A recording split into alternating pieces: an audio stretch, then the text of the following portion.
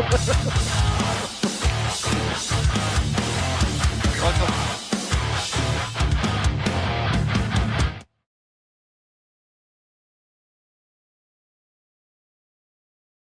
Good evening, race fans, and welcome to Racers Elite Network.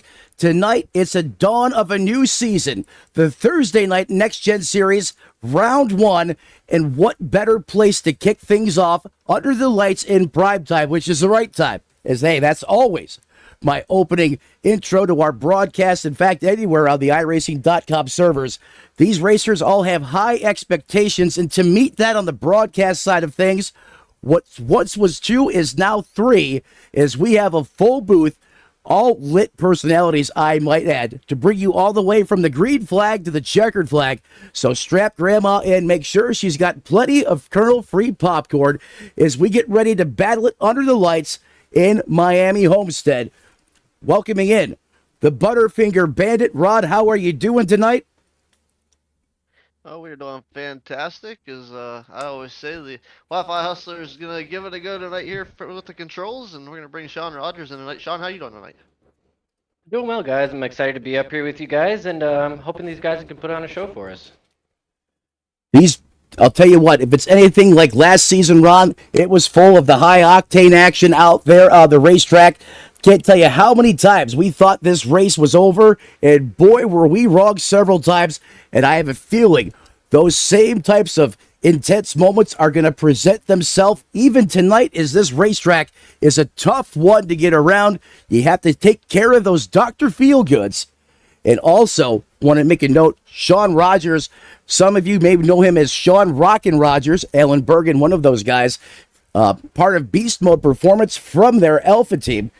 Extremely fortunate to have his expertise and talent up here in the booth, as I know he's going to bring another layer to all of that data, that knowledge as to what's going on in that with that race car on the racetrack, as we now get ready to grid, set, rock and roll here for round number 1. With that being said, let's go ahead now and send it down trackside for the first time this evening.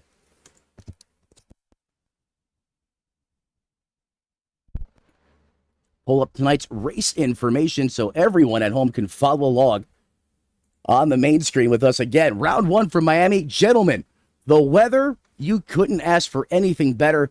76 degrees ambient air temperature. However, it is like a muggy armpit outside. 90% relative humidity, clear skies. That winds could be a factor. 11 miles an hour right now. Could gust 15 to 16 at times, especially coming out of the turns 3 and 4 complex. This racetrack advertised as a 1.5 mile. However, it officially clocks in at 1.48. And hey, without that sun baking the asphalt, that track temperature, guys, is a cool 78 degrees. As you can hear the engines now fired on pit road. And Ron picking right up where he left off. Diego Rodriguez is going to have the pole tonight.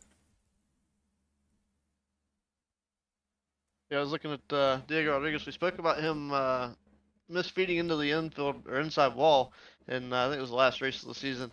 And as that qualifying was coming to a close, I clicked on Diego Rodriguez's name, and the first thing I saw, he put it in the pit wall. Nothing like the jinxing someone right off the bat. And we're not certainly trying to do that. We know the broadcaster's curse was strong with us. You know, Sean Rogers, right now, if you're down there in the race car, it's a dawn of a new season. Everyone feels like they can go out there and win it. What are your feelings right now? What are you doing to get that mindset engaged to go out there and do battle on the racetrack as this field begins to roll? Well, just like you said, it's a new season. Whatever happened in the last season doesn't matter. And you just got to get out there and get ready, ready to battle. Get all the points you can early, everyone, because those are going to matter as we come down later in the season. Well said, my friend. I could not agree more. Ron, I'm going to ask you the same question. Put yourself in that cockpit.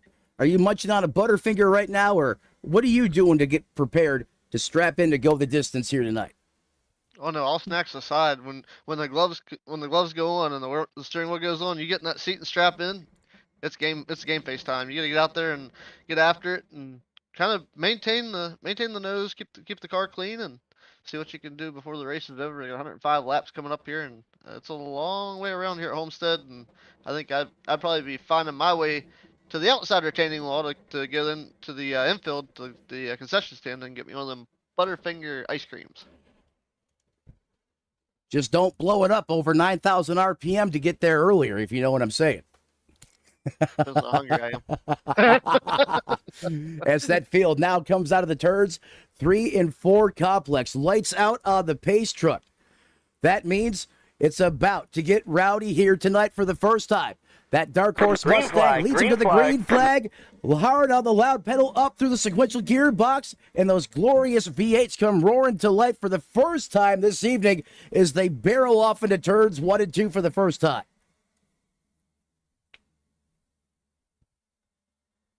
Up to speed now, Diego Rodriguez. Sean gets a good jump there on this restart. Single file, the first 2 cars in line.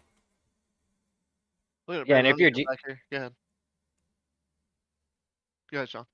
I'm sorry. I was going to say, if you're Diego, yeah, you just got to build this gap a little bit and just maintain tires. That's going to be something we're going to be talking about all night, is keeping that right front on these race cars. Yeah, that's a great point, Sean, because right now, especially, you get a start like that, your adrenaline's going to start pumping, and you're going to want to try to check out, but you hit the nail on the head. These Dr. Feel-Goods will become feel-bads quick, fast, and in a hurry should you overstep that boundary.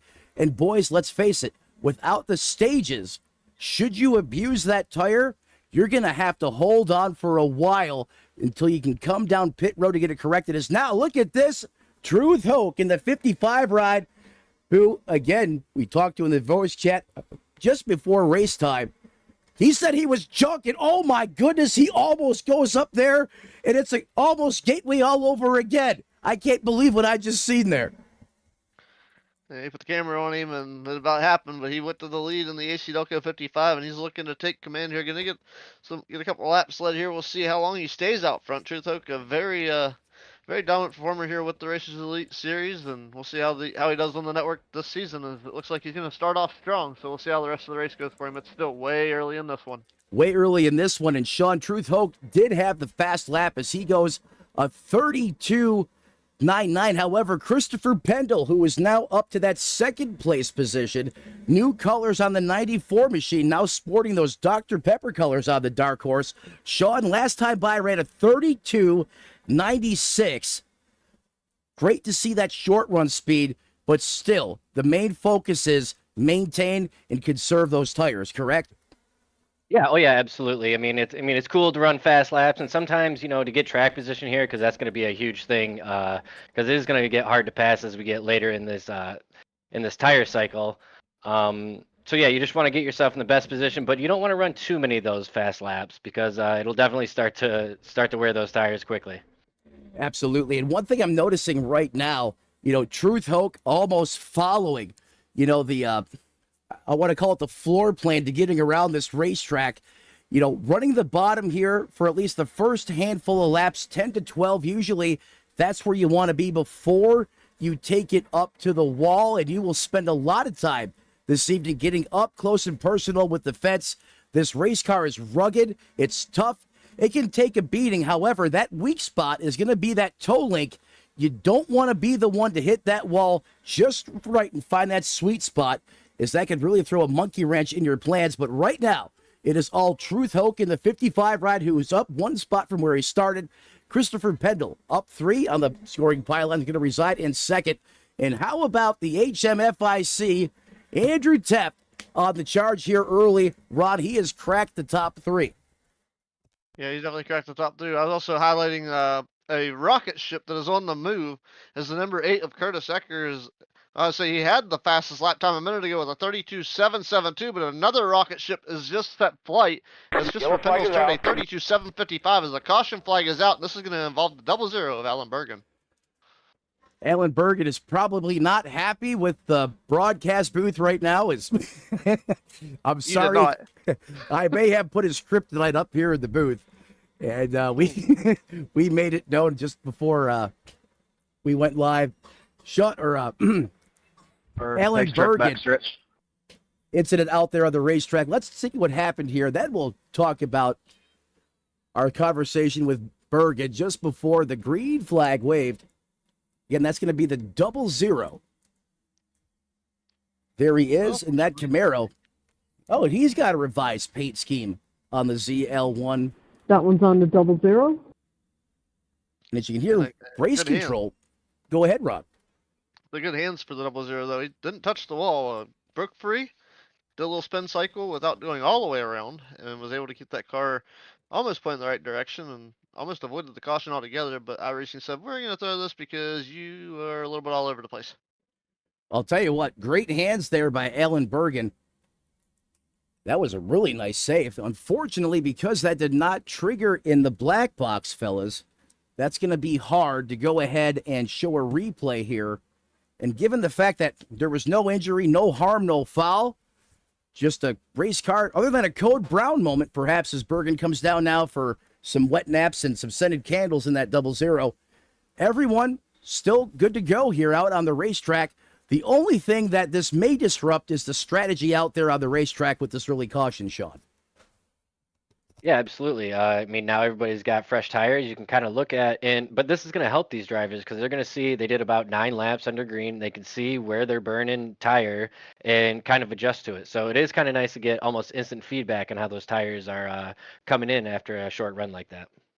Absolutely. You know, you didn't really get a full run-in on those tires, or perhaps even get an opportunity to get a good grip of, you know, what that race car is going to do once you do get some laps on those tires and heat worked into it. So that, you know, could be weighing on some of the minds of these drivers. I know me personally, I'm always thinking about what the tires are going to do over the course of this first run. And then as that track rubbers up, you know, that race car is going to change. So another obstacle for these drivers to overcome here tonight is this field racked, stacked, ready to rock and roll. Lights still on that iRacing.com pace truck as they now do go out. And Sean, getting back to what I was saying, Alan Bergen, obviously longtime producer, commentator over there on SNN, and we know how much he liked to say the name Sean Rockin' Rogers. And I swear to God, when you jumped in that voice chat and he heard your voice, he probably had a look on his face like it was Christmas morning all over again.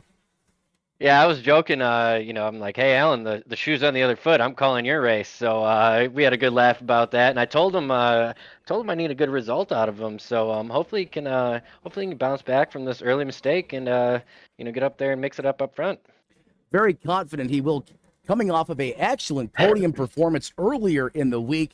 So you know he's going to try to keep that mojo going in that 00. However, does have a long way to go as he's mired back in that 20th place position as we now send it back up to the front of this field. 2x2, side by side, Noah's Ark situation here. Rod, you want to take this one? Sure can. Green flag, green flag. Move back around. I was watching him get that penalty at the end there. So, like you said, it's still a long way to go. Fortunately for him, it happened early as we get back to green flag racing, and just like we expected, Truth Hope back to the point, and Christopher Pendle's 90 for the Dr. Pepper sponsored drive with his new colors. It's a little bit loose there, rolling through turns 1 and 2. He's looking pretty decent to getting caught back up. And here comes the 20. Diego Rodriguez gives a shot in the shorts. Is that the 92? Wow.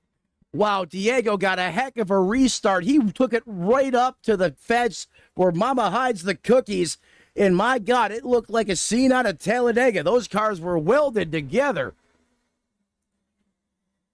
Yeah, these straights here are definitely long enough to do a little bump drafting, especially this early. So, yeah, not surprised to see that. He was definitely looking under the secret curtain there for sure. At the back, there comes Christopher Pendle for the race lead to the bottom of Truth Hoke as they come down the back straightaway. A great run there, but here comes Jurgen on the outside. He's going to give Truth Hoke the push he needs to potentially stay out front, and it's going to be driven in real deep by the 94 of Pendle, and he's going to try to maintain the lead. We'll see how it goes with the momentum off of turn number 4. And here comes Ed on the high side of the racetrack. That was a beautiful quarter there by those 3 cars. Look like the Blue Angels out there gracing the skies at an air show. As it's still 2x2, side by side. John 4 situation as they barrel down the backstretch. Folks, you would think it's 10 laps to go, but I swear we're barely 13 laps into this thing, and here comes Truth Hoke. He borrowed the nitrous from his buddy, and he's got it in that 55 tonight. Look at this run, Eaton on the bottom. It's going to be Hoke leading that lap as he blisters by. Hold your breath, fellas. Still don't have this one settled. Sean, you don't want to get caught doing this for too long at this racetrack. This right here will absolutely eat up that right front tire, especially battling 2 and 3 wide. Oh yeah, absolutely. These guys, I mean, they're obviously fighting for the lead, so it's going to be a little more spirited than maybe you'd want to do for 20th. But they're definitely hurting their tires long run. And if I'm Diego Rodriguez sitting back and forth, I'm just kind of hanging out and watching them. And you three fight it out, and I'm going to save some tire here, and I'll be able to eat you up on the long run. Yeah, I was gonna say for sure. If I was in Diego Rodriguez's shoes right now, I'd have one great big McDonald's-sized smile on my face watching that happen in front of me. Like the slogan says, I'm loving it. And that's exactly what Diego Rodriguez is doing right now, as he has the best tickets in the house for this war raging right in front of him as we now go on board to the bumper camera. Oh, that got up close and personal. Almost made contact there with Ed in the 92.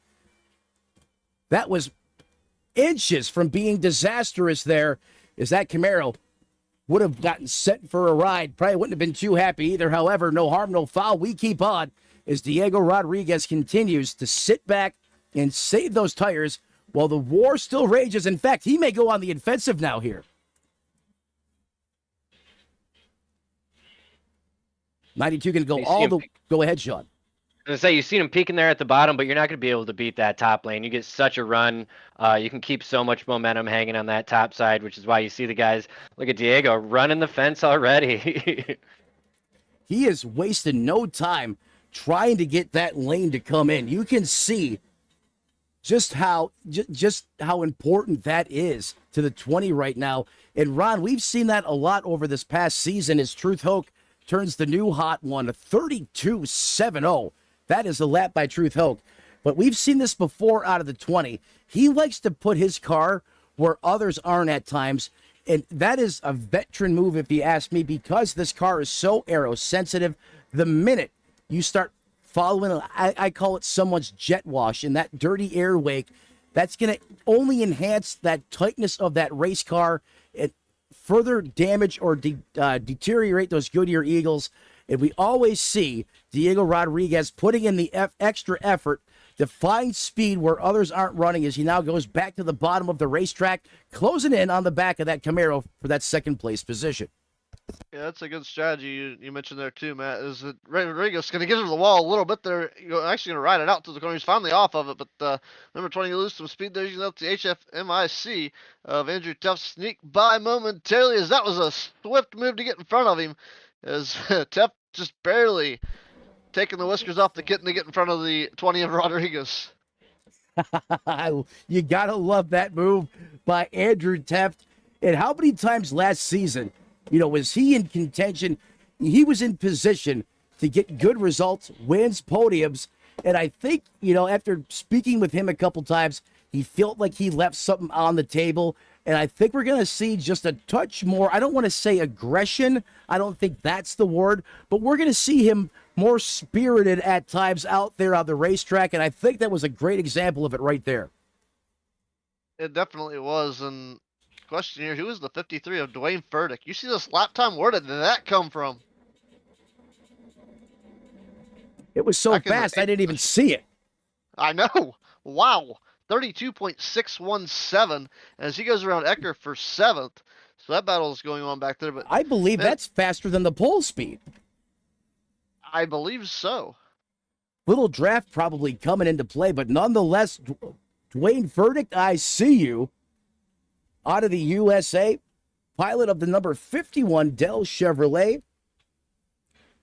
Great looking paint scheme on that race car. And Sean, no better way to welcome yourself to a brand new league than going out there and lighting up the scoreboard. Oh yeah, absolutely. It's always good when you cross the start finish line and you hear your spotter come through and say you've just set the fastest lap. So he's definitely on the move. Trying to make some hay early. And that's what you got to do. You got to work your way to the front and try to stay there. Because as we get deeper into these tire runs, passing is gonna get harder and harder, and that top lane is gonna be so dominant. It just becomes so difficult to make moves. So you definitely got to do it early while you got the tires. Absolutely do. As we go on board now with the Fast 53, he's going to take it down. Eaton on the bottom. Rip it. The bottom of the racetrack. Guess what? 2x2 side by side. Sean, just like you said earlier, that top lane prevails. And look at the momentum coming off the high side of the racetrack. It looks like he has 100 extra horsepower when he gets it up there, but that's the other side of it. You have almost zero margin for error. If you miss, you've seen the sparks fly, you get into that fence, and that's going to take all that energy right out of this race car.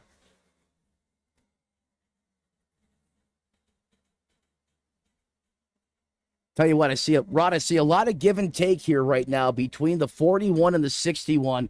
You can see that mutual respect already being displayed there on the racetrack. You've seen the amount of room being given between these drivers. They know, hey, we're barely 25 laps into this race. You can't win it on lap 1 or lap 25. You have to survive, be alive, and be there to win it when it counts. And if you tear up your stuff, it's just not going to be feasible. And you can see those guys just giving that extra room out there on the racetrack, and that's something you'd like to see. Yeah, it's great to see these guys doing that already. Especially, the first race of the season and season opener for sure.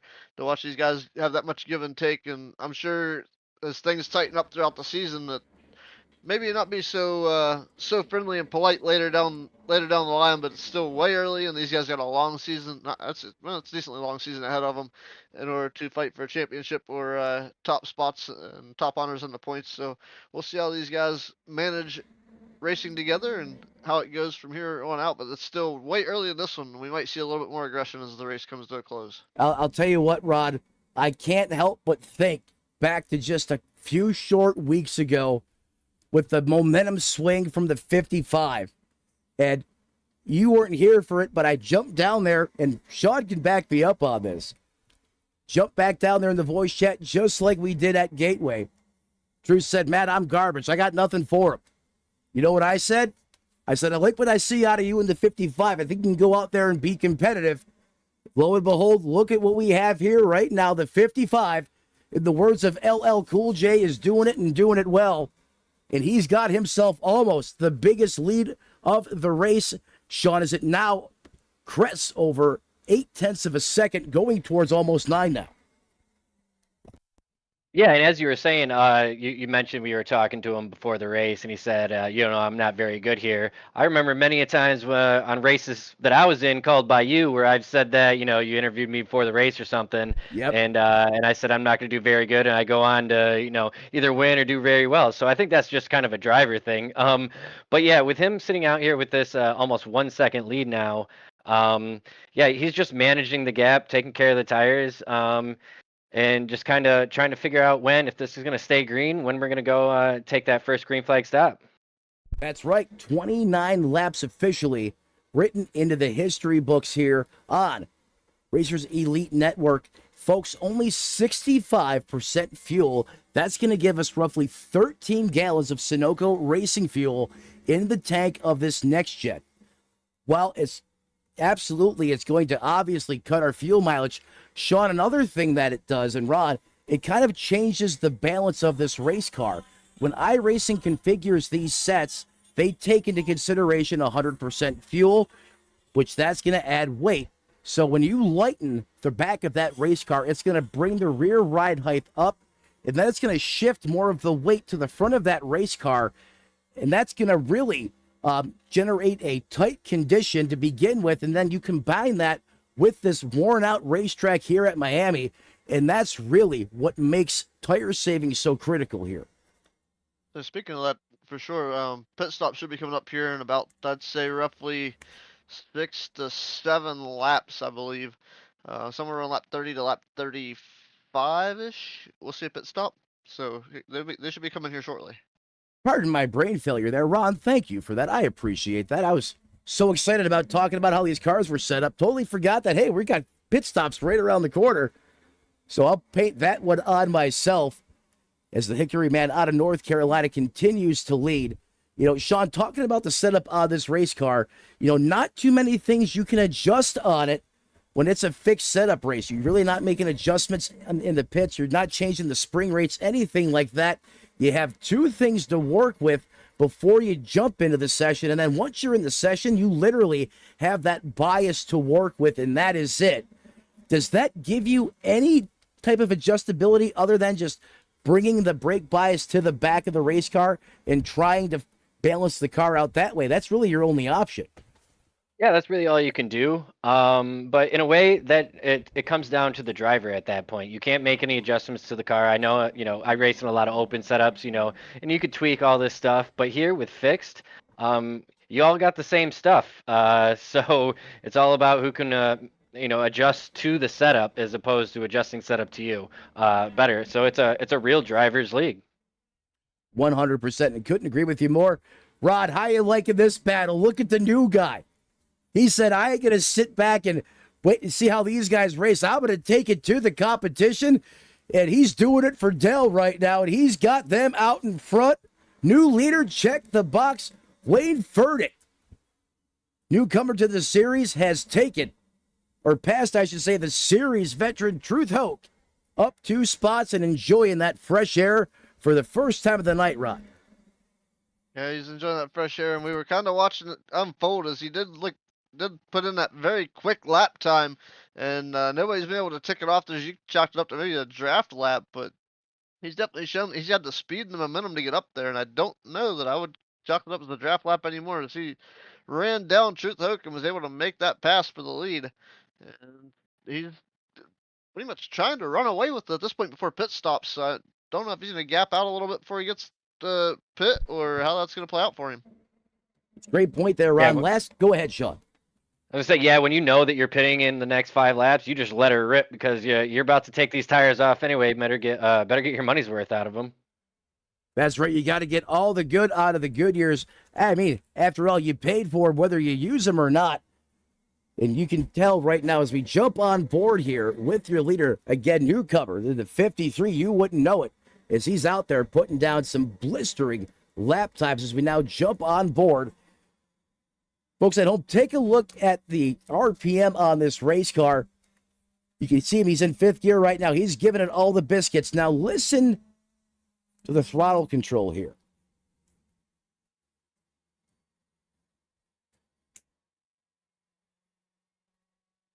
Sean, I know you can hear it, and folks at home, you can hear the finesse, the discipline on that throttle. Sean, this guy knows how to get around this place. Yeah, absolutely. I was pausing to let it play through one more time, but you can definitely hear him feather it, and that's what you got to do to keep the right front on it. Because if you just try to stomp it in the middle of the corner, you're just going to be grinding that right front up the track. So good throttle control by our leader here. Absolutely, and we'll check back with him and other drivers over the course of the night and see how they prefer to attack this racetrack. Because, I mean, not everyone does it the same way. And that's the same way in real life as well, Ron. Everyone's kind of got a different recipe, a different formula. And typically who's ever, strategy works the best is going to end up here in victory lane, bar that, you take a race car to the face. On now. Yeah, most definitely. First car to pit road is going to be Hayden Malcolm as he came in, rolling down the pit road. Now we'll see who the next group of cars are, or who the next driver to come to pit road is. So we start our sequence of pit stops here. Sorry, man, I was pushing like a madman. There's the 91 Hayden Malcolm on pit road. You can see the jack going up. This should be a 4-tire stop. 2 cans of Sunoco Racing Fuel is now a final set of tires goes on. Jack dropped. Oh my God, Jack is down and away. Hayden Malcolm, Hurricane, or nickname Hurricane, racing for autism. Asperger's, of course, doing it, all the right things out there on the racetrack. You can support the cause. Hook him up is now Ed Jurgen in the Camaro, service completed out of this beautiful state of New Jersey, down and away.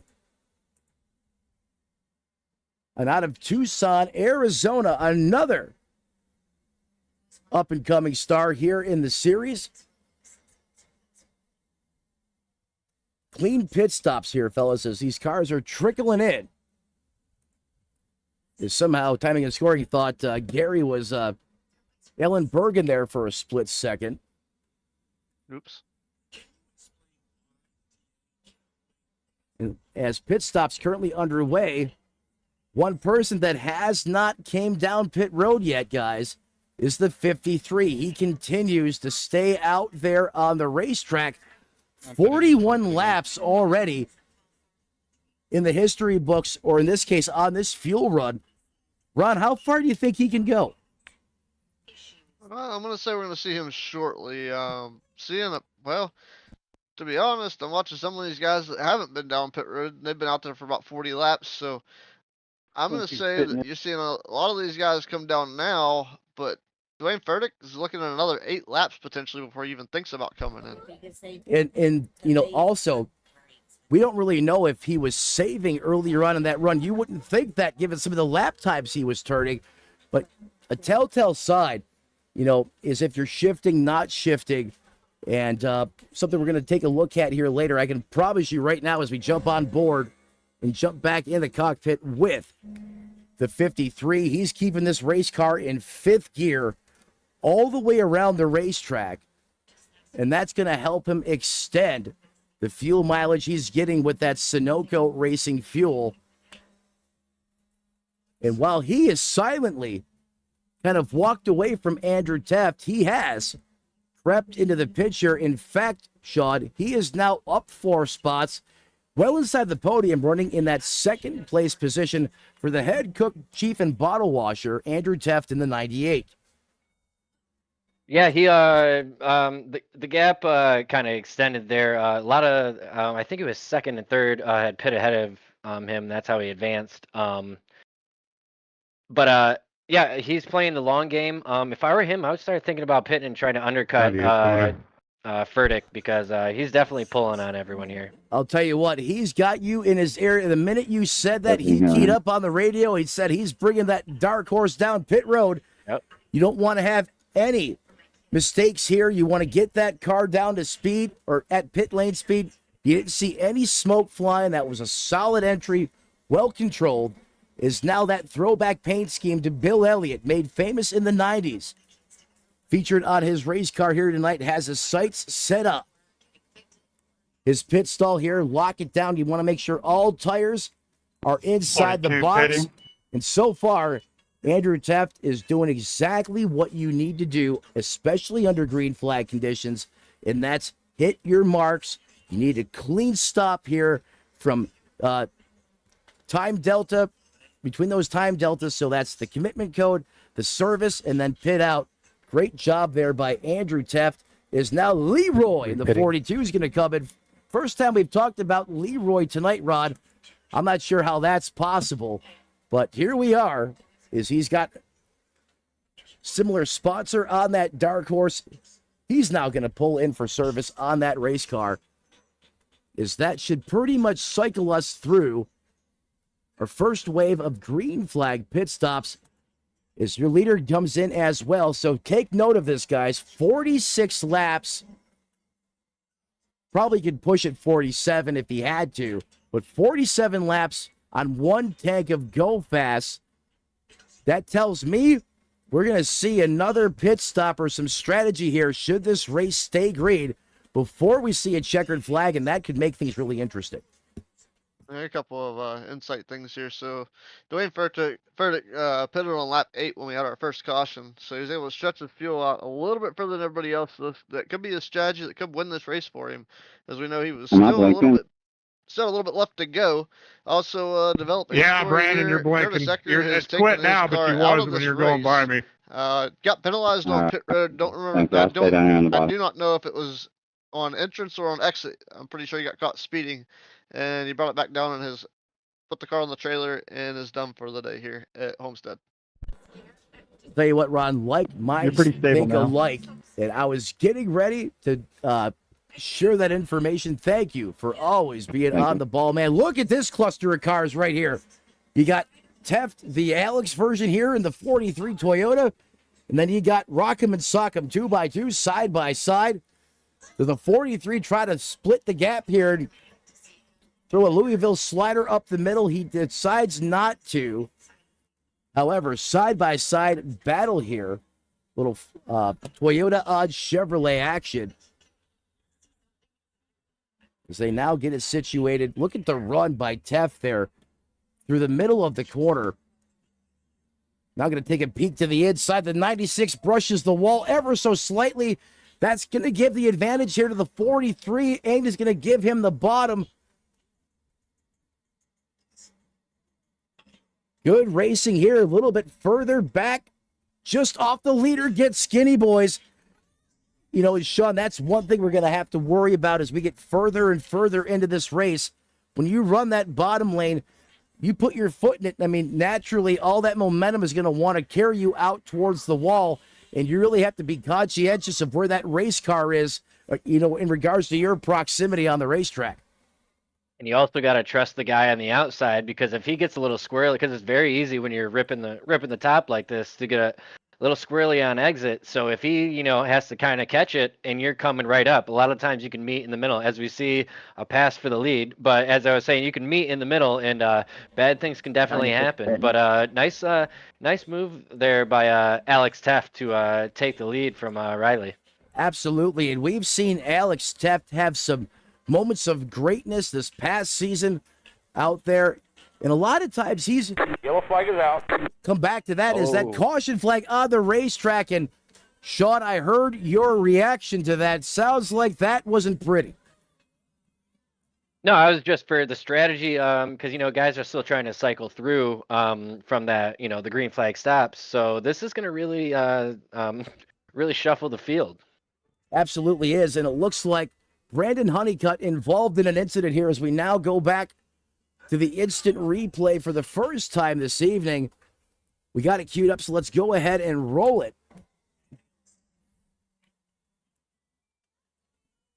In fact, Honeycutt already off the racetrack there, so we're going to have to take manual control. Let's go old school VHS mode, and we're going to roll this back, folks.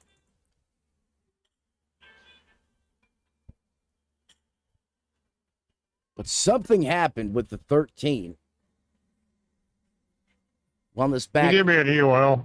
Give me a quick update. As far as I can see right now, looking back through my feed of conglomerate information from the data waves of iRacing, Honeycutt has been having some network issues, and I believe he may have just got tired of seeing the blinking and flashing and decided it was time to pull it in. I was going to say, because I didn't see any contact out there on the racetrack. No notification, at least on my black box, that there was. However, you could see he was off the pace. And Ron, Sean, this is part of iRacing's new system incorporated to help keep the net code to a minimum and automatically taking the competition that's having trouble maintaining a connection, giving them a warning, and if it doesn't improve, automatically kicking you out of the race as they try to go ahead and make their product better for everyone. Unfortunately, when you're on that side of the spectrum and your connection is not what it should be,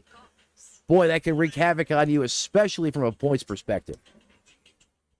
Yeah, and you got to look at these as like, in the real world, you have mechanical failures where, you know, your motor blows or something like that. That's going to happen. In the iRacing world, internet connection is kind of our engine failures. So, it sucks when it happens to you. It's going to happen to everybody at some point. You just got to take that one on the chin, and you just got to be ready to go next week. It's not going to be a great points week to start off.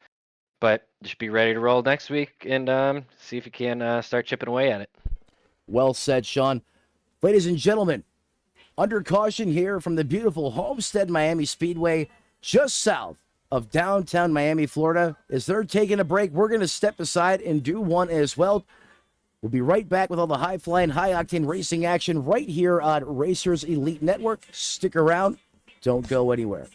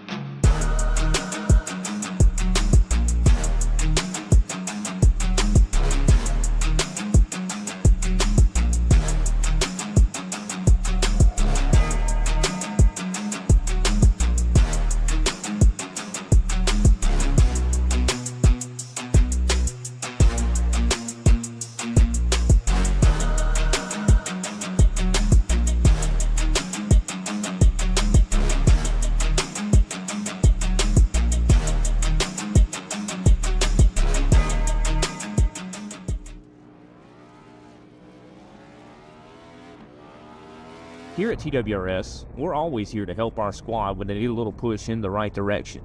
That's just who we are. We're a beautifully diverse group of goofballs dedicated to driving fake race cars as fast as possible. And we continue to push each other to the front using the power of nonsense. We have one of the strongest NASCAR programs on the service, and you can access it all for $24.99 a month. And we just released individual subscriptions for $14.99 a month for each NASCAR vehicle. We also just added a Rallycross program, and our IndyCar program is taking off as well. So come join the weird side. We have speed and cookies. Cookies are not included in some locations.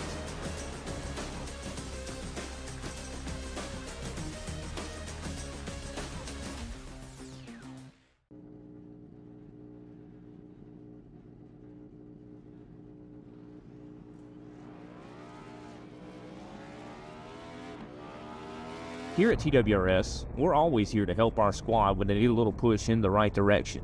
That's just who we are. We're a beautifully diverse group of goofballs dedicated to driving fake race cars as fast as possible. And we continue to push each other to the front using the power of nonsense.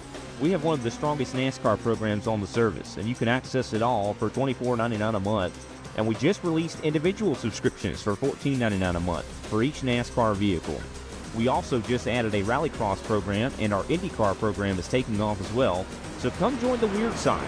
We have speed and cookies. Cookies are not included in some locations.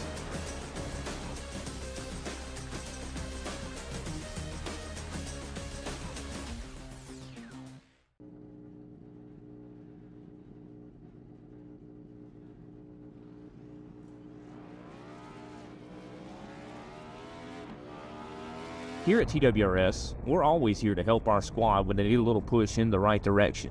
That's just who we are. We're a beautifully diverse group of goofballs dedicated to driving fake race cars as fast as possible. And we continue to push each other to the front using the power of nonsense. We have one of the strongest NASCAR programs on the service, and you can access it all for $24.99 a month. And we just released individual subscriptions for $14.99 a month for each NASCAR vehicle. We also just added a Rallycross program, and our IndyCar program is taking off as well. So come join the weird side. We have speed and cookies. Cookies are not included in some locations.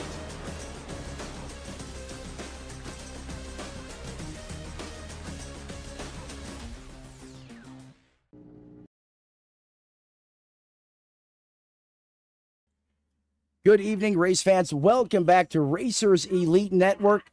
We left you on a caution flag, and we join you under yellow flag conditions, a rarity here in this series to see this much yellow flag action. But, you know, Ron, it's a new season. Here we are. This is probably going to start testing the patience of some of these drivers, as I can promise you the name of the game coming into this race, based upon those trends, as Larry Mack would say, is probably crumpled up and thrown out the window at this point. Yeah, seeing a little bit of dirty air. Dan Bergen, that was a close one. This caution on the restart, and probably some cold tires to go along with it. But one thing we got to learn yet here is we got new drivers working together and a new season, like you said. And the thing that kind of puzzled me a little bit, what happened to the boss, John Ross, tonight? I mean, he was here, registered for the session, and I don't think he even turned a lap in practice and didn't qualify, and is unfortunately not with us here in the race. Well, I have an answer. He found out the OG boss was back, a.k.a. Haas Beverly, out of Ohio.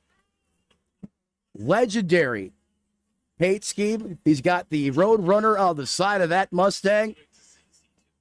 Oh, I look at this race car. It gives me chills. This guy knows how to put on a party out there on the racetrack. Another new addition to the series, and I was saving the right time to welcome Haas Beverly to this series. Great to have him here, and I look forward to covering him throughout the course of this season. Remember Jimmy Spencer from back in the day, guys? Yep. He's definitely a Mr. Excitement type of guy out there on the racetrack. He has that 22 on pit road, but maybe intimidated John Ross just a little bit, as his race car is not on the racetrack. It's not even on pit lane. So that does pose the question, where is John Ross tonight?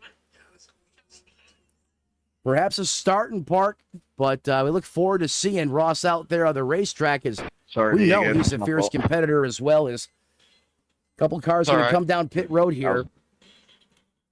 Currently, looks like Christopher Pendle is going to be on pit lane. Here he comes in that Dr. Pepper Ford Mustang. Also, go ahead. He's going to make that twice. Yes, consecutively. He's topping off on fuel. These guys are playing the long game. I was trying to wait for timing and scoring to update to see who was, because I was wondering about that, if these guys are going to be clutching and trying to save as much fuel on these, we've had, back-to-back cautions.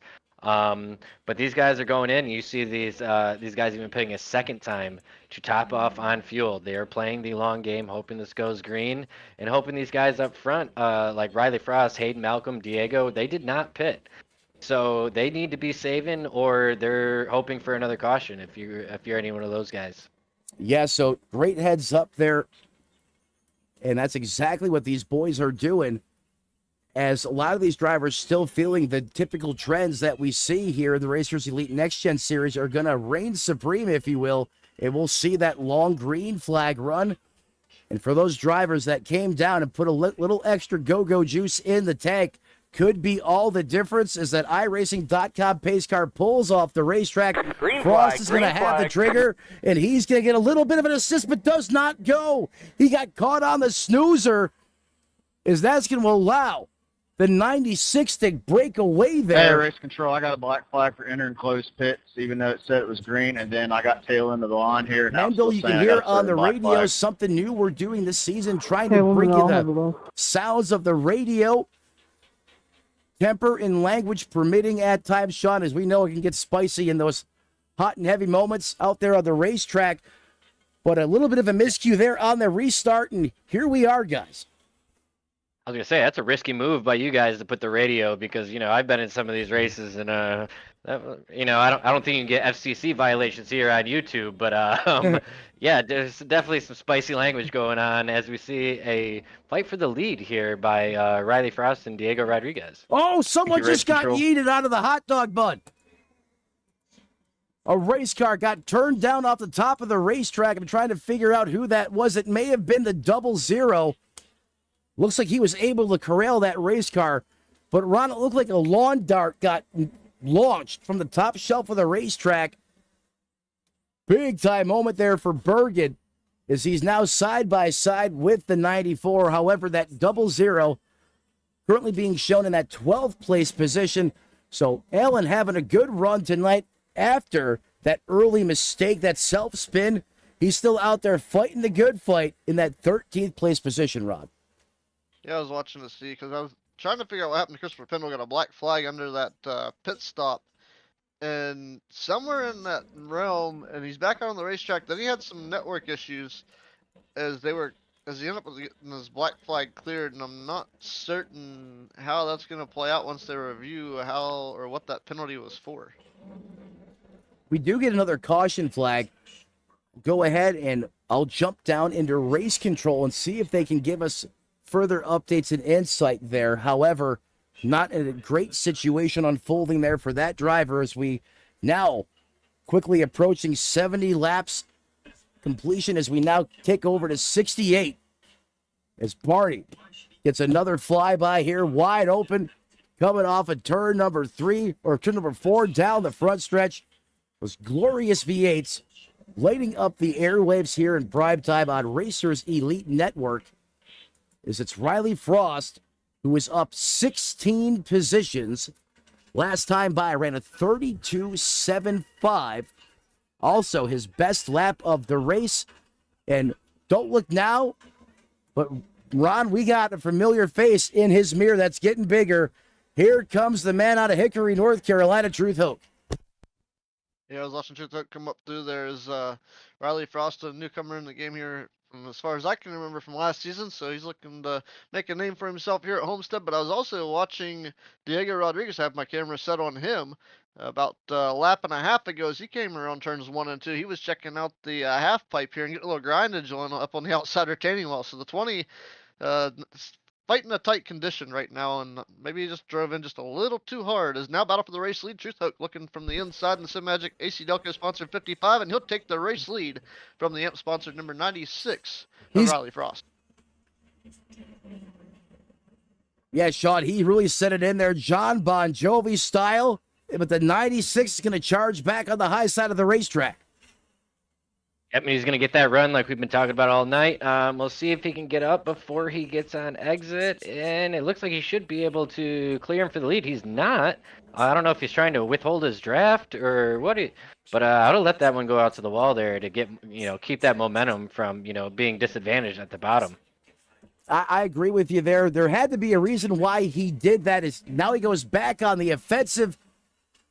And look, now Diego Rodriguez can really influence who he wants to go to the lead here with the draft from that race car. And that almost might have been a little too much influence as they almost high-fived each other.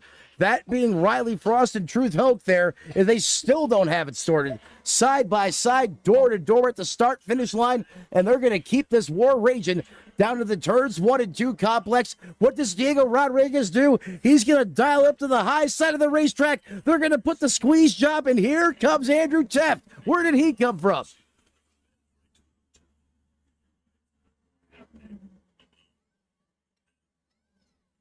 Ron, it's like almost someone hit the switch and said, go to war, fellas. There's 72 laps on the board.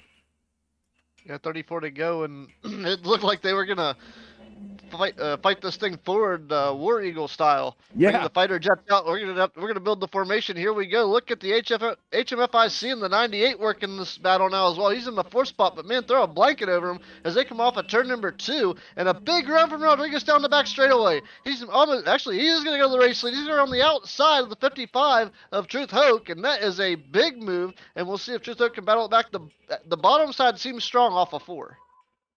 Yeah, right. You see things are definitely heating up here at the here as we start to dwindle down to about 30 to go. Diego Rodriguez put it up on that top shelf, but he didn't get quite the run. The bottom is still holding in 3 and 4 on these newer tires. But as we get later into this run, you see Diego wiggling a little bit there. Yeah, that high line is definitely going to go back to being overpowered, and we'll see where he decides to run it here. Kind of went the middle.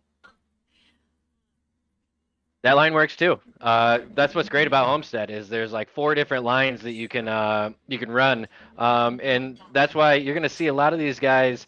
I see the 96 there up at the top, but the 98. If I were him, I would get in that middle lane. You want to got into him a little bit, got him loose and into the fence. Diego is not going to like that.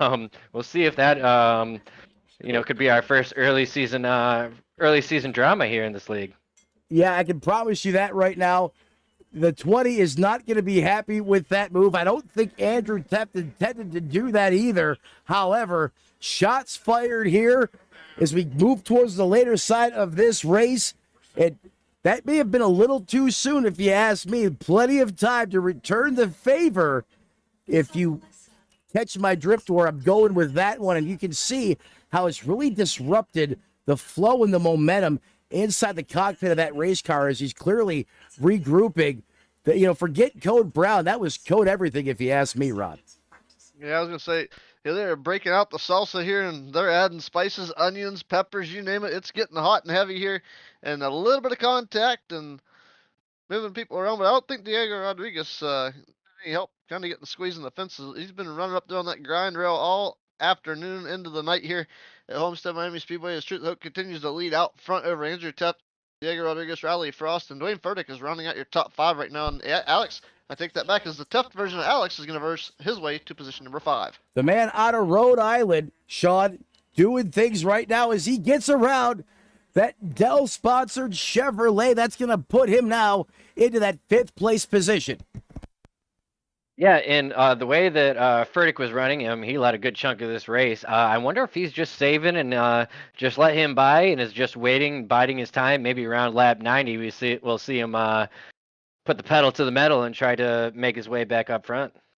Well, Sean, as always, one of the things that I touched on this on the broadcast earlier, having you in the booth, a man with all your knowledge and expertise as we go on board, what are you seeing right now that tells you if he's going hard or if he's just kind of on a Sunday drive right now? What are you looking at? Actually, if you watch his RPMs, I'd be interested to see it if he could stay on here when we come around to the next turn. He is clutching. These guys are definitely looking at fuel. I watched him drop to, let's see if he does it. He didn't do it there, but I seen RPMs go down to as far as 2,000, and you could hear the engine cut. So I wonder if he's saving. He's just trying to save that little bit of fuel, and then those guys up front that didn't pit. Let's see if he clutches here.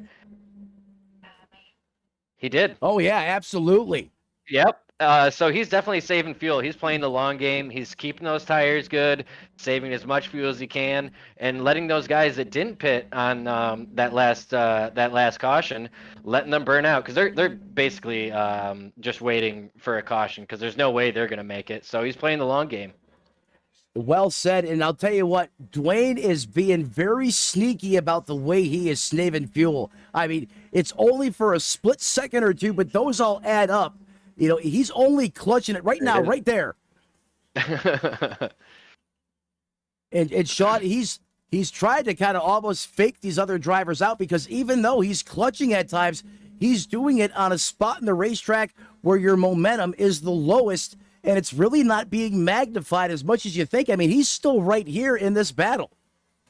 I would say, looking at the way his fuel mileage is looking for these drivers, it's been 19 laps. We'll make that 20 now as they cross the line. The only two drivers that for sure will not make it on fuel are going to be the 96 of Riley Frost and the another one, Hayden Malcolm in the 91.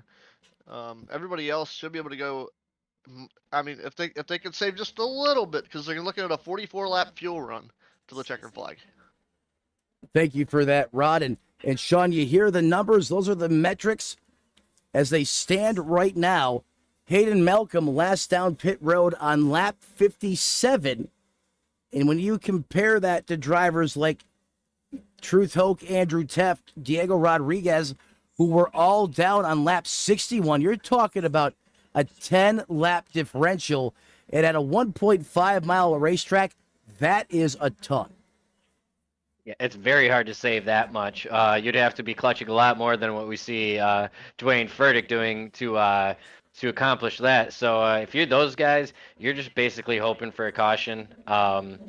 Unless maybe they've been, they can save a lot. We did have back-to-back cautions. So if you ride around, you turn the motor off, let it coast, and ride around in fifth gear under those cautions, you're only burning like 0.1 of a lap. So you never know. Maybe they think they have it, and Dwayne's overdoing it, or there could be a ton of strategies at play. So I guess we're going to see how this plays out. Like I told you folks at the beginning of this race, it always finds a way, one way or another, to get exciting and intense at the ends of these things. Grandma's got her life alert in one hand and PBR at the other, and here we go. It's going to be the 20 and 98 going at it again is Andrew Teft. I love the rekindled spirit in the cockpit of that race car. Ron, this is more aggressive than I think we've seen him all last season. Yeah, I think the Hamburglar's going to work inside the 98 and she's working around on the high side. But he is working over a 3-wide battle behind him, too, with the 43 of Teft, Dwayne Furtick, and Christopher Pendle were at there for a moment, as that battle should single file out here, but it's going to be Alex Teft looking to the inside of the 96 of Frost as well. I can't take it, Sean. I can't talk. Well, we see we just had a pass for second. Diego ripping that top lane. And we see Truth Hoke falling back. I don't know if he's burned up those tires or maybe he's starting to look at the fuel thing and realizing like, uh-oh, we might be in trouble here. But yeah, he's definitely falling back, and hopefully he can kind of right the ship and not lose too many spots. Is the Butterfinger Bandit? It's the chat check. We gotta find Andrew Teft and Truth Hook. They gotta be in the chat somewhere. They're listening to us on the broadcast. They heard the fuel mileage tick come out, and now they're worried about the fuel because I gave them the metrics. Well, there you go. And we know that a lot of these guys do listen to the broadcast and drive. Sean, I believe you do that as well at times, correct? I absolutely do not. I'm sorry, I don't. No, I do not.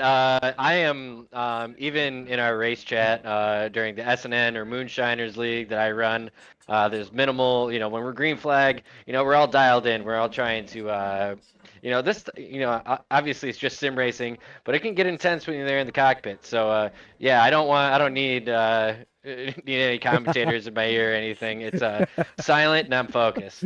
That was obviously a lot of sarcasm there. You want a good way to tick off Mr. Rogers and make it a not so nice day in the neighborhood. Give him a bunch of useless noise while he's racing. You will hear about it sooner than later.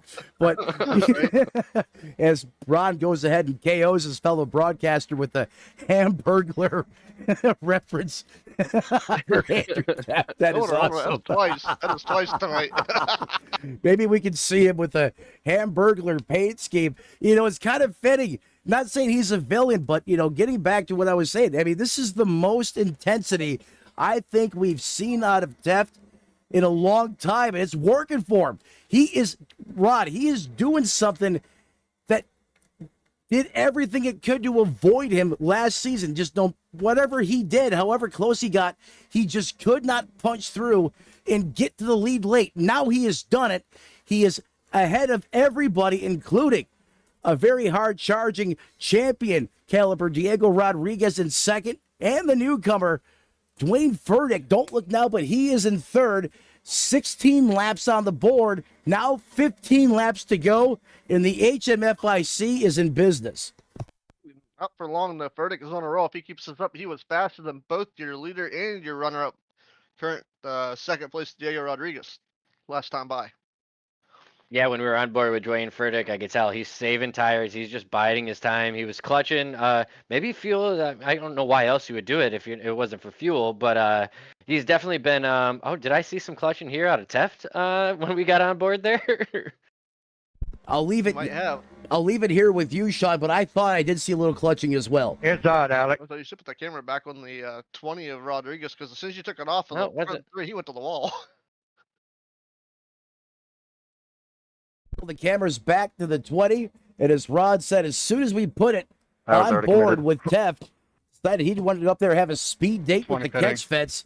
And you hear over the radio the 20 coming down pit road with 14 laps to go. Sean Butterfinger Bandit, he was down on lap 61. Does this mean that all of these guys potentially can't make it?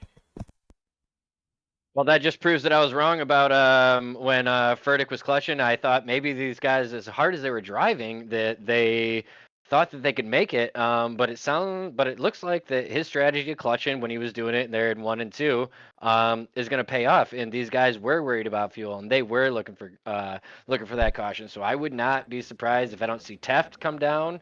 And a lot of those other, look at that little splash and go. He just got 3 seconds of fuel there, and that's just unfortunate. These guys were planning for the caution and it never came. A little bit of an insurance policy there, or perhaps a 3 seconds of fuel. And Sean, Rod, as a driver, when you have to do that, I mean, in the heat of the moment, you are really heated inside the cockpit of that race car, because you could have done so many things differently at times, but yet that could be critical and really affect the outcome of this race should we not see another yellow flag, as this now cycles Andrew Teft, or excuse me, so much going on here in this race. I'll tell you what, I'm litter than a Christmas tree up here in the booth right now, watching Andrew Teft 2.0 here on the racetrack. However, the 20 is going to dial it up to the heavens on the high side of the racetrack, and he is going to slipstream the 98 Rodriguez to the lead. Rodriguez is he just came down pit road, so he's actually a lap down. So he's actually in a good spot. If you're gonna have to pit, he came out in front of the leader. So if there's anything funky happens, he doesn't got to worry about lucky dog or anything. He'll be at the end of the field, but at least he'll be on the lead lap. So that was a good. I mean, now he's been hoping for a caution when he was up front, running out all his fuel. Now he's even more hoping for a caution. Thank you for that. I apologize for that, ladies and gentlemen. You go back to last season, Rod, how many times have we seen that 20 up here fighting for the lead with just 10 laps to go? Gentleman's handshake lap on the board. However, not the case tonight. Is the reinvented perhaps Andrew Teft leads here at Homestead with less than 10 laps to go. However, Butterfinger Bandit, there's someone in a 53 powered Chevrolet that is lurking, starting to stalk the 98, the new guy, Dwayne Furtick. How you feeling about him right now? Well, everybody's looking and knocking on the door and looking to see how this battle for the race lead is going to play out with 8 laps to go as they cross the stripe this time. So they're doing it right now. But the question is, who's in the right spot right now? Who has the most fuel? Who can make it? Who can't? We might have yet to see Andrew Teft and Dwayne Furtick come down pit road with Alex Teft and the whole other gang there all the way down to position 7 of Gary Bowman, make that Troy Thomas, Kirby Wainscott, that whole gap to come down in front of Diego Rodriguez, and Rodriguez will be in the prime position. But can they get on and off a pit road with a splash and go fast enough to finish this race before he gets back around? Thank you for that. As my cat decided it wanted to put me in the cutaway car, and I believe we were able to climb out of it. Here we go, back up in the booth. Sean, sorry about that erratic camera change there. That was not part of the plan, but sometimes the cat has other plans on these broadcasts, and you got a taste of it right there, as it's all Andrew Teft. He is in charge. He is in command as these laps continue to exhaust down to 0. Those tires. Yeah, and go ahead. Dwayne Furtick, he's just stalking, waiting for his moment. It looks like he's getting a huge run here coming down the back stretch. If Andrew Teft is going, he did not go high. He is high. And he's gonna get that run, and he's gonna keep him at bay now. But the pressure's definitely on. We're coming down to 5 to go. Hey, well, as you said, when you're high out there, anything goes, right? I mean, you're gonna give it everything, whatever it takes. A great battle here setting up to close out the first race of the season between the HMFIC and the new kid on the block, the Hamburglar Bandit on the top shelf of the racetrack. Here comes Dwayne Furtick. He's going to send it in there like grandma's business after church on Sunday, and he's going to pull the trigger. He gets the lead, but now here comes the slingshot maneuver from the 98 as he looks to turn and burn, going into 3 and 4. Things are hot and heavy here coming to the close of this one as they come down to the flag this time. 4 laps to go at the stand, and we'll see how long this battle can continue between Furtick and Teft before the tires start to give away as Teft slide up the racetrack just a little bit, as now Furtick is going on the defensive side here a little bit, not giving the 98 of Teft as much room as he has on that Chevy versus Ford here. It's a classic battle, the Homestead Miami Speedway. Yeah, Teft he's getting that run on the outside. He's gonna pull right up to the bumper of Furtick here as we come down the front stretch. And if you're Teft, don't get crazy and try to do something too erratic. What you got to do is you see your target. You got to try to set up your run and set them up for a pass here coming to the end, because it doesn't matter if you lead lap 104. You got to be leading lap 105. So set your move up. And, really get after it. You're probably going to have to throw a slider in 3 and 4, but we'll see what happens. Yeah, you're going to have to throw a Louisville slider or the slide job. I agree. Now, there's some lap traffic just in front of Furtick. To go subscribe. As Teft may be able to use that to his advantage, depending on how Dwayne is going to catch them. Right here. Oh, that cost him a little bit there as Bergen had that car locked to the bottom of the racetrack right where the 61 was running. And you can see Teft close in just a little bit as he was able to cut it under 0.6 of a second there. And now Mr. Andrew Teft, a little bit of a miscue on the corner, and that gap is suddenly 0.8 of a second with 1 lap to go. Ron, bring us home. So you're definitely going to need a miracle here for the Dwayne Furtick 53 to have issues. It's still like the 61 on screen. Have to see if race control can get that fixed before next week. But a great run here for Dwayne Furtick as he rolls down the back straightaway into turns 3 and 4. Another set of perfect corners here will set him up with, I'd call it the rookie, picking up a race win. I don't know much about this guy yet, but I think we're about to find out some more about him as he crosses the start-finish line. Good one. Bring home Ran out the of tire. Homestead. That was fun. And just like that, the new Thank guy, you. Wade Furtick, says, I am Andrew, going to you gotta go be more ahead out there for and that I'm battle. going to light this field on fire and going to win his you guys- first did you have start enough fuel to here make it? 'Cause in I the didn't Next know. I Gen had to go down Series, the road. doing it Miami style, doing it for Dale. Heck, Yeah, I wasn't doing it expecting for to go. I everybody just right fired now. off the What a line there. drive out of the Wade Furtick tonight. I did too. Sean, I ran out right at the line, Andrew. guys, Got I passed did by not Gary. have that one on my bingo card. Yeah, And this was a 21 at guy, the line. Sean, you ready to started run out, so. catching onto his drift early in this race, I was saving fuel, 3 laps short doing of what fuel he after that needed last to do. caution. And here he is, race 1, burning the house down here, getting I started all the good saving out of big those time good early years. on. What a better way to start off a campaign It than should have a had brand enough. I new should have waited series one more to lap get before I you got all on the it hard, confidence you need to but- feel like you belong out there. And that's doing what this kid just did tonight, Sean. Yeah, nothing I'll better take a than fifth. you know, your first night in the new league, you go out and you know, he had the He's running fastest really car well. all night. And I believe he's and out his of fuel. Thanks, Not to cut you Gary. off. Thank you. Oh, he is. He can't even burn it down. So that's how tight these guys were cutting it.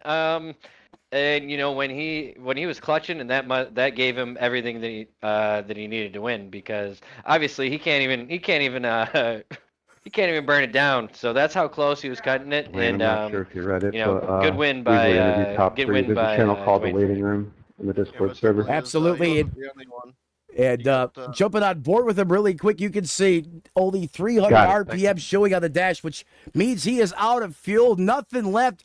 Talk about cutting it close, but hey, Wayne did it. It paid off, and he, I promise you, is Hey, going to be Andrew. fired up as we transition now to post-race coverage here on Racers Elite Network. We're going to go ahead, reset the Yeah. graphics, driver interviews, Hold on a and second. more.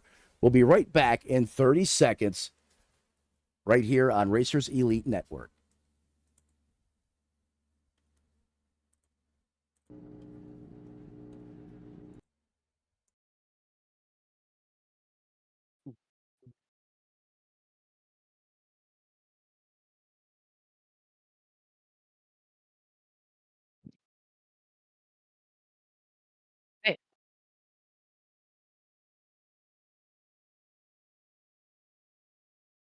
So mad at that last thought that I just kind of trailed off. Like I changed my train of thought, and I was like, oh shit, I can't land this plane. You ever been there? You start on a thought and then you lose it, and you're like, all right, now what? You know how that happens when when you're reading a book and the drivers change chapters.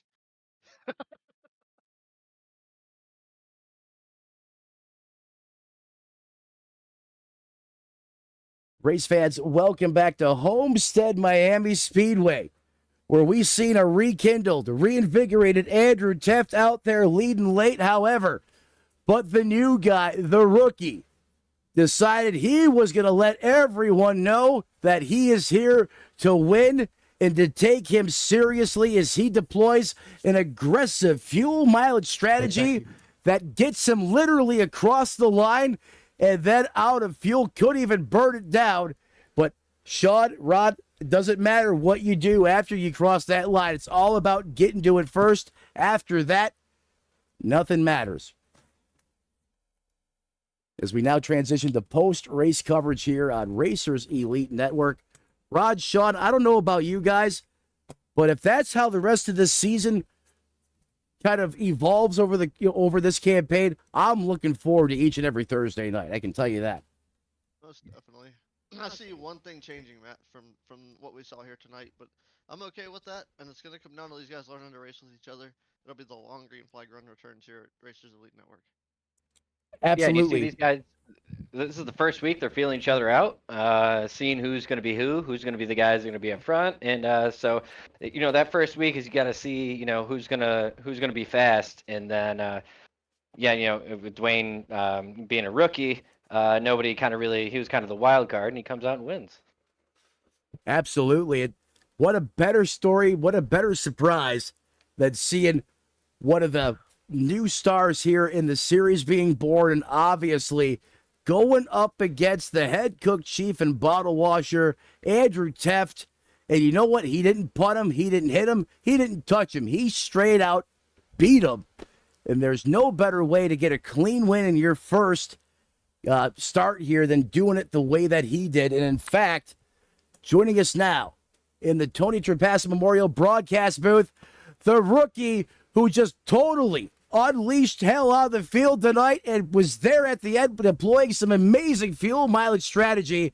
Dwayne, welcome to the booth, man. I'll tell you what, brother, I did not have that on my bingo card tonight. How are you feeling right now? You got to be fired up. I'm feeling pretty good, guys. Call was just incredible.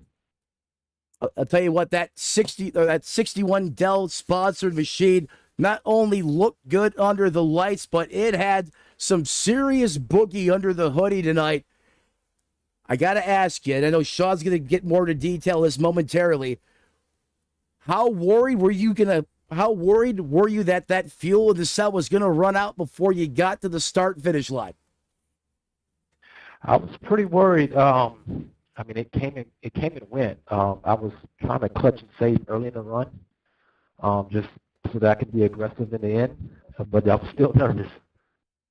I'll tell you what, I was getting ready for you to burn the house down, and then I realized that you were out of fuel. It was literally that close.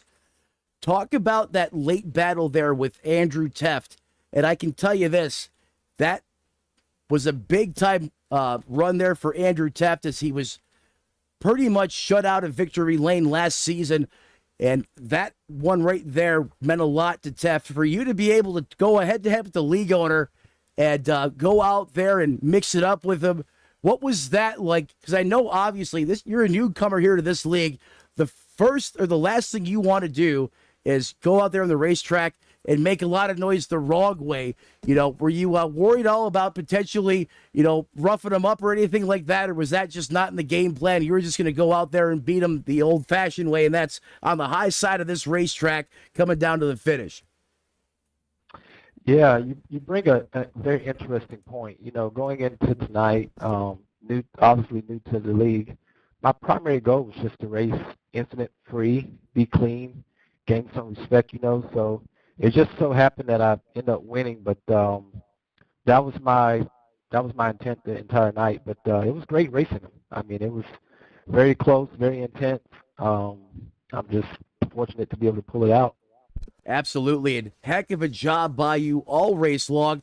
I'm going to open this up now to Ron and Sean. Do you guys have any comments, anything for your race winner this evening? The only thing I can think of I got off the top of my head was he came out here, laid down a blistering lap in race trim. Granted, whether there's draft involved or not, but there's only, I think, 4 drivers that were able to get into the sixes, but Dwayne, you were the lowest on the totem pole here, getting all the way down to a 6:17 in that 32-second bracket. A great run. And to come out here and kind of set the pace and let these guys know that you're going to be a force to be reckoned with throughout the rest of the season. How's that feel from your perspective? It feels pretty good. Southern Alliance Racing I have some teammates. They do an incredible job coaching me, keeping me level-headed. It's just amazing. Again, I'm just totally shocked right now, but just very thankful. Sean, anything for Dwayne before we go ahead and let him celebrate this one with his team? Well, first of all, great race. You played the perfect strategy. We were watching you all night. You did a heck of a job. I caught you clutching in 1 and 2. But now, like we've all said, you're new to this league, and you get to win your first night. What's your mindset going into the next week? The same thing. Again, primary goal is to just race clean, gain some respect in the league, and wins and opportunities will come. But again, I just don't want to. It's all about respect to me, and that's how I've been racing. So I've been sim racing for, gosh, over 20 years now. So very seasoned. But yeah, just it's all about the respect. And I'll tell you what, Dwayne, I can tell by those comments that you are preaching right now. That, folks, if anyone's new to iRacing, racing in general, that could not be more further from the truth. What Dwayne just said. It's all about respect, gaining that respect. And you heard him, 20 plus years in sim racing. That is a long time. I guarantee you there's a lot we can learn from this guy, but he's the new guy coming in. Obviously, I didn't know that. We didn't know that. And that's how you do it the right way. You go out there and you prove you can keep your race car on the racetrack. You can race around other people and you earn that respect. And Dwayne absolutely crushed it on all fronts tonight. As he gets the job done, he's going to win in his first start here in the series. Congratulations. Before I cut you loose, who do you want to thank? Who helps you get it done on that Chevrolet? The floor is yours. Again, my Southern Alliance Racing teammates, my amazing wife. Yeah, and thank you guys for your job you guys do in the booth. Excited to race in this league. Happy to have you here, man. Enjoy this one. And there he is, ladies and gentlemen, the new guy, no problem. He had Miami bagged up before it even got going. It seemed like he had a fast lap, in fact, a monster fast lap early. Then he flipped it into fuel conservation mode, and it came down to the wire as he barely crossed the start-finish line under power. But hey, it doesn't matter after that. Winning is winning, and Dwayne went out there and threw up a brilliant performance. He is now on everyone's radar moving forward as one to watch. We appreciate you joining us up here in the booth. Have a great rest of your week, and I hope we're speaking with you again really soon. All right. Thank you, guys. Take care. You too. I was just saying, Matt, I don't want to burst the bubble any bigger than it already is with Dwayne Furtick picking up the win as one of the new guys here with the series. As fortunate as we are to have him and the excellent performance he put on, we may have a new Mr. Excitement coming up here. We might. To be determined in the future. To be determined. And Sean, well, you guys know me. If I got to come up with another name, we got plenty of them in the bag. We'll definitely assign them accordingly. As we love being able to do a little wordplay up here in the booth, just to add a little more flavor to the broadcast. But gentlemen, we got one down, two drivers left to speak to tonight, as that was your race winner. And now we're going to get to talk to both of the Teft brothers for the first time. Joining us now, driver of the Toyota number 43, Teft the Alex version. Welcome to the Tony Trapassa Memorial broadcast booth. You got Rod standing by with you, sir. Yeah, Alex, I was watching you come through the field, and the car seemed like it was a little bit on the loose side, and maybe some dirty air had to play with that, but you had one well of a catch there coming into the closing laps of this one. Tell us about that run from your shoes. Had that one caution come out there when I stayed out long, which really worked out for me, and the grand scheme of things. Homestead at nighttime is a lot more favorable to my driving style. There's a lot more grip. I struggle here when there's a lot of sunlight out there.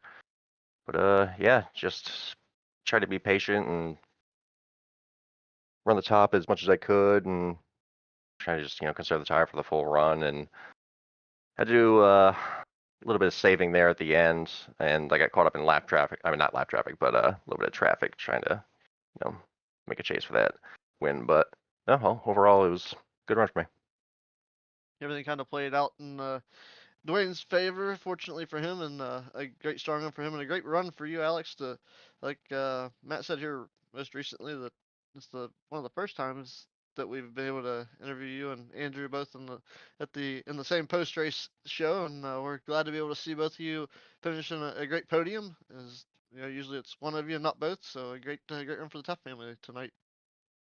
Yeah, it doesn't happen too often, and usually the races I win, I think he usually crashes out for the most part. I didn't want to say that, but he's right. Yeah. It's the skills are on, are okay. Now here's the real question: are both of you the same dominant handed? Right-handed? Yeah. Well, that rules that out. Let's say one of you got the skill sets to the right and one of the left. So apparently that's not possible. The major difference between us is he right foot brakes, and I use both feet to brake. Right foot braking. Yep. Oof, I might have to make a comment on that when he gets up in the booth. Is he a pivot footer? Is it? How does that work? I don't know exactly how he does it, but he does it. Well, we have to ask. We got to know this. We got to figure out the strategy because apparently it works. Yeah. I think Bobby Lawanda used to do it back in the day too, or something like that.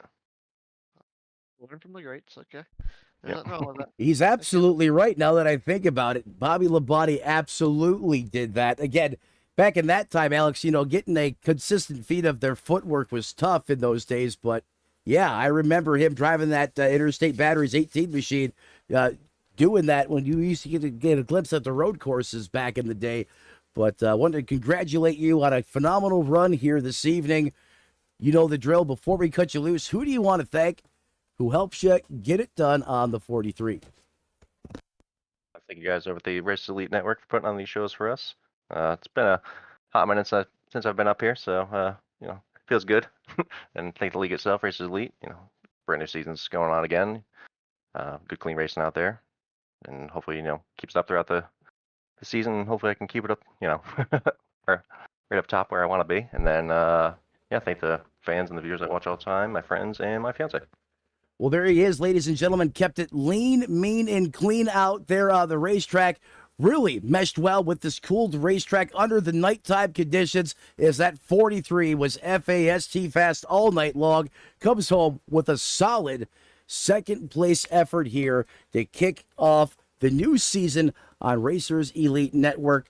Appreciate your time. I'm looking forward to speaking with you again really soon, bud. All right. 2 down, 1 more to go.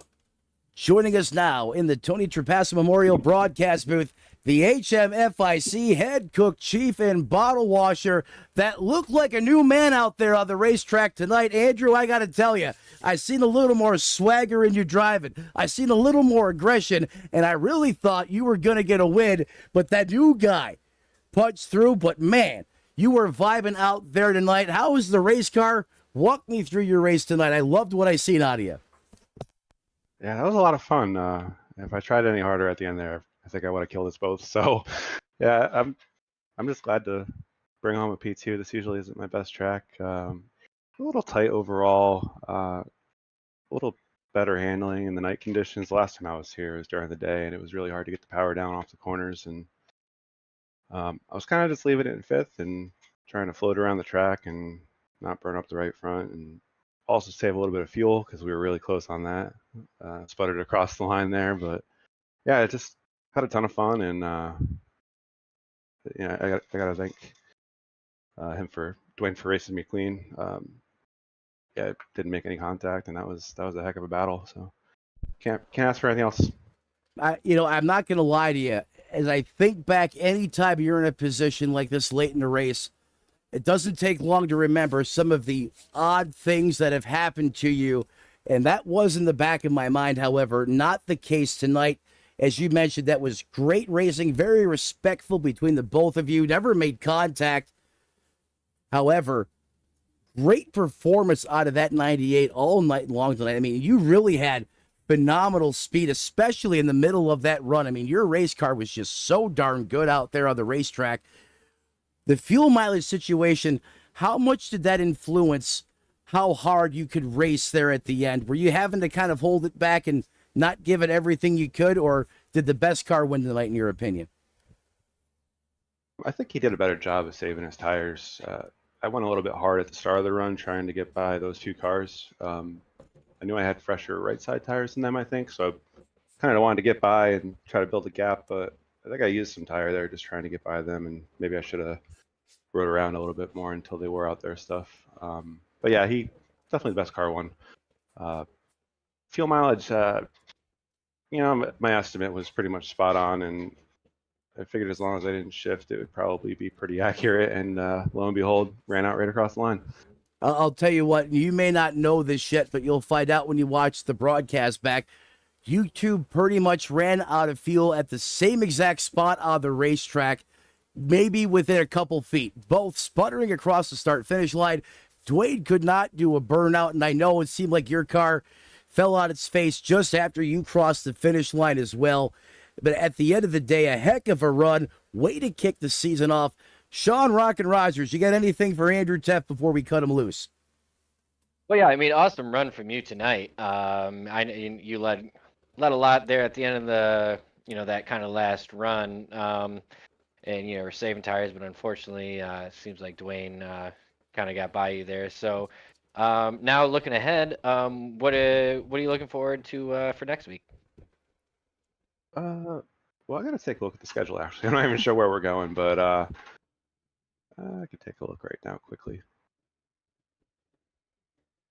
Michigan. Yeah, I usually do pretty well there. I have a ton of runner-up finishes, kind of like Sheldon Creed there. I don't want to pick on him, but I think I did actually pull off a win one of the last times I was there finally. But yeah, pretty confident. It's another track sort of like this where I'm sort of better on the long run, leave it in fifth. Don't use a lot of brake or anything. But yeah, I'm just excited for the season, and if that's any indication, this is going to be a lot of fun. Well, yeah, it's a heck of a start, man. Finishing second in the first week. Yeah, thanks. Certainly has momentum on his side. Ladies and gentlemen, thank you for that, Sean. And Andrew, before I cut you loose, you know the drill. Who do you want to thank? Who helps you get it done on the 98? Oh, and by the way, my co-host there, Mr. Butterfinger Bandit, politely dropped you as the Hamburglar at the right time and completely KO'd me. I was laughing so hard I couldn't even talk.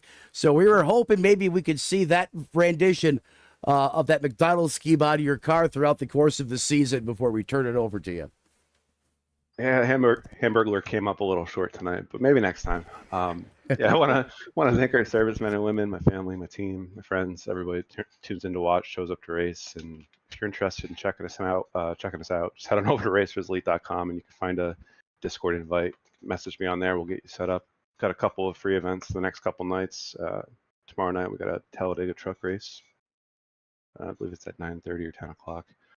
Got to take a look at that too. Kind of forgetful today, but and then Saturday night we got a Rockingham race in Xfinity that's gonna mimic the real race on Saturday in the afternoon. So, we always got something going on here. Come check us out. Have some fun. You enjoy the playback of this broadcast is Butterfinger Bandit left Matt Metler speechless with a Hamburglar comment. Yeah, he got me back. He got me good. At the right time too.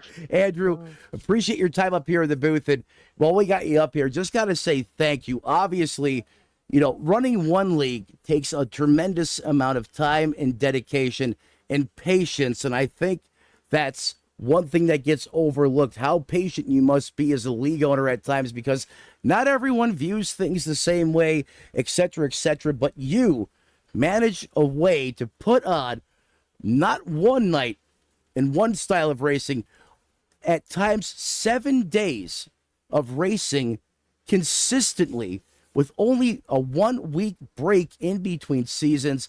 And that takes a ton of time and dedication. And I want to just personally thank you for all the hard work and effort you put into Racers Elite, giving us a podium, a place, a stage to not only produce these races, but doing an excellent job of building all of the different divisions, all these different cars, everything that you do to give us the greatest overall experience you can. And I appreciate all your hard work on those efforts. Yeah, and likewise, team effort always. So got to thank you guys in the booth and our race controllers and our painters, everybody that chips in. It's a team effort all around. Absolutely, 100%. And as you just mentioned, my favorite word, Talladega, I will see you tomorrow night for the Truck Series race. And there he is, ladies and gentlemen. Andrew Teff has a little more swagger, a little more momentum, and some pep in his step as we leave Miami Homestead Speedway. Gets a great way to kick off his season. We look forward to watching him throughout the course of this upcoming campaign as Race 1 now officially in the books. Andrew, appreciate your time once again. We'll go ahead and put you back down in the broadcast waiting room. Thanks. And, Sean, Ron, first of all, Sean, again, I want to thank you so much for coming up here to help us out with this broadcast. It really is a privilege to have a driver with so much experience and talent as you up here giving us.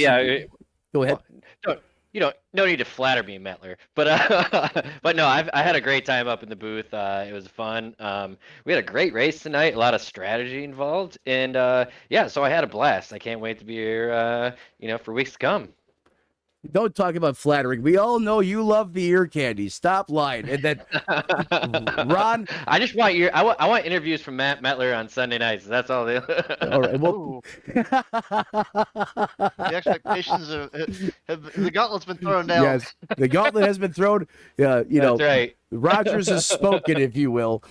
And I know what he means. Tune in to SNN Sunday Night NASCAR. You'll find out exactly what I'm talking about. And Rod, thank you as well. You and I kicked things off last season, and it has been one heck of a ride working with you up here. And I got to admit, you finally got me good tonight. You rendered me speechless. You delivered a KO punch at a crucial time. I'm glad I had you and Sean to rely on because I was not talking for a good 30 seconds. I was roaring so hard, buddy. Oh yeah, it's you gotta have fun with it, and as much as we enjoy the camaraderie here in the booth, it's utmost respect and a little bit more zing and zang on the wordplay that we use so treacherously in here. It just makes it that more entertaining for the viewers as well. And yeah, trust me, he likes his zing and zang, folks. We like to have fun up here in the booth, and want to thank Rod for everything he does here on the broadcast side as well. Well, gentlemen, this one's officially in the books. One thing left to do, and that's take a look at tonight's final results here from the city that never sleeps in the South, and that is Miami Homestead Speedway. Of course, this racetrack just about 20 miles south of downtown Miami. In fact, right before you get into the Keys, that's where you'll find this beautiful race facility. Final results are up on the screen. As you heard from already, our race winner, Dwayne Furtick, in his first start ever in this series. That's huge. That's incredible. And then the Teff brothers having great runs here tonight. Gary Bowman going to come home in fourth, and then Truth Hoke is going to round out your top five. Leroy's going to come home in sixth. Christopher Pendle in the 94 machine going to come home seventh. Kirby Wayne Scott, the Nitrous Cowboy, Troy Thomas, and the Hoss, Beverly, going to round out your top 10. Diego Rodriguez has a very uncharacteristic finish outside of that 10th place position. He's going to come home 11th. Then you have Aaron Marquez, Alan Bergen. I see you, buddy. A 13th place finish. That is huge for the Berg over there on SRM, and appreciate him. And he continues to broadcast and vibe and do his thing. Great that he's still out here in competition. Love to see that. Riley Frost, Hayden Malcolm, that's going to be your top 15. The 92 of Ed Jurgen going to come home 16th, while Chris Wold in the 40. Aaron Roth and Brandon Honeycutt, Curtis Ecker going to round out your top 20. Myself up in the booth. And the mystery of John Ross, as you alluded to earlier, Ron, have to find out what happened with the 22. We know just a couple short weeks ago, he had to bail from the race because he had a tornado bearing down on him. Yeah, that was a rough one there for him, as he headed for the trenches as the race pretty much pounded on Earth's surface here on the iRacing servers, and unfortunately he was having a fantastic run and had to dip out. Look forward to seeing John Ross out on the racetrack next week. Want to thank all of you for welcoming us into your homes tonight, joining us for all the high-flying, high-octane racing action right here on Racers Elite Network. And as the late, great Tony Trapasso used to say, as you walk down the road of life this week, do us all a favor, don't play in traffic, and we'll see you next time right here on Racers Elite Network. Good night, everybody.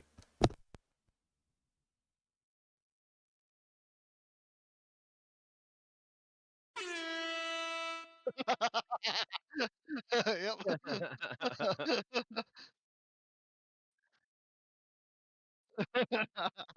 That's okay. Hey, there's the horn. That's the end of the show. Wait, Hey, you know what? We got 300 minutes. John Boy and Billy Big Show right here. Oh, we are the Three Stooges of racers. Oh, what a race, boys! Alan, what are we doing here? Reckon on lap like 5. I got a little too on the go-go juice. What are we doing here, man?